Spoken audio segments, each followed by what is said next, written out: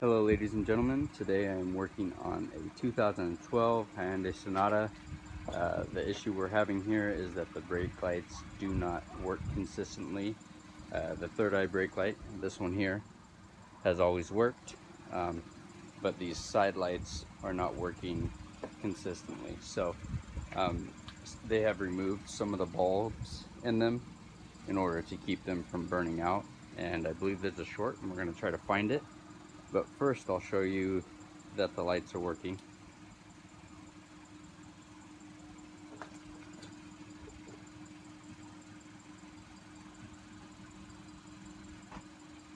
So we have all the lights working, and you can see that the running lights are actually working here. I'm gonna go ahead and shut those off.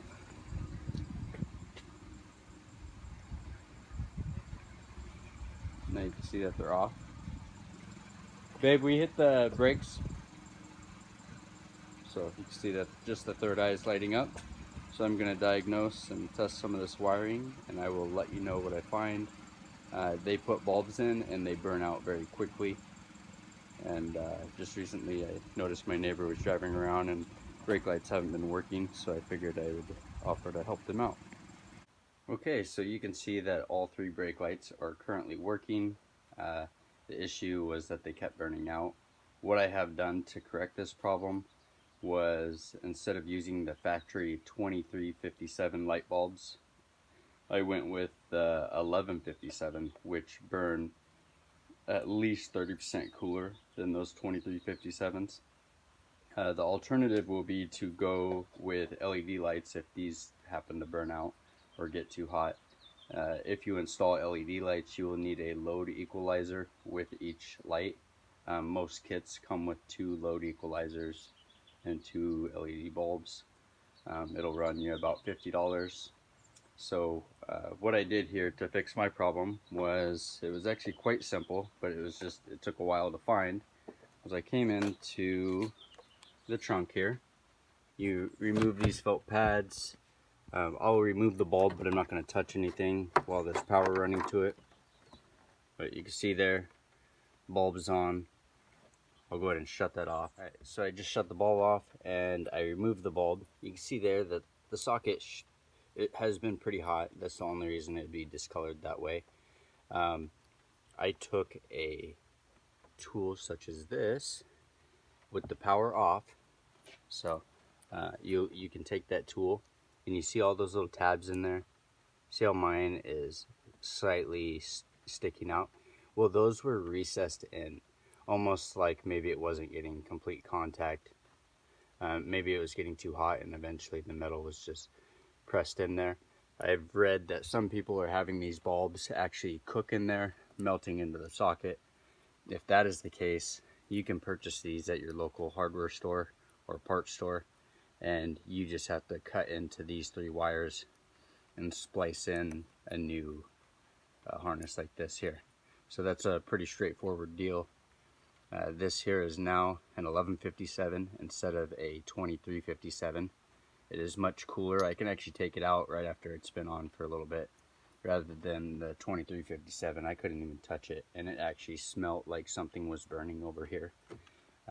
But these prongs, they get hot enough on those 2357s. I've seen that they are melting in there, completely just melting everything. It's definitely a fire hazard, and it definitely needs to be addressed by Hyundai. But until they do so, or until they have a recall, I'm going to kick it down to 1157s, and hopefully this will fix the issue. I've tested some stuff under the dash. There's a stop signal relay under there. It does not click if you test that. It's about a $90 relay, so I wouldn't just purchase it to throw at the car and hopefully fix your issue, because chances are it won't work. So replacing these harnesses here and putting brand new bulbs in there. I mean brand new. Go buy them, open the package, put them in. Don't just install something you have laying around. Make sure that you know exactly what you're installing, so you know how to judge the lifespan of the bulb. I think this will work just fine, but If it does not, I will install those LED lights and then I'll make a video on that. So hopefully this has helped. Thank you so much for watching and stay tuned for future videos. I have these 1157s installed. You can see them during the day. All of the prongs were readjusted to make sure there were good contacts. Something else I recommend doing, you'll see that when you purchase lights inside the store, they have some grease that they recommend putting on so your sockets and bulbs don't get stuck together over time or corroded. So it's just dielectric grease. You could take a tiny bit of this, squeeze some out here, so just a tiny bit. I don't think you could accidentally put too much on here, but then just apply it right on the end here. You could even apply it on the outside. Just rub it on there, and that'll keep it from corroding. Reinstall it, and that'll keep you safe for quite some time. In order to replace these bulbs, what you'll need to do is you pop your trunk, you pull these little felt pads out of here, the carpeted pads, move those. Make sure that you do not have power to your lights. We currently do not have power, so you will come over here to this one here on the far outside is the tail light and the brake light.